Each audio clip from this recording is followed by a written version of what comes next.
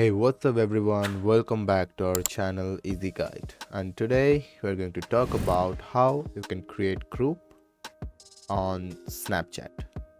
You can start a group chat on Snapchat in some simple ways. You have to click on Snapchat and then you have to make sure that you have logged into your account.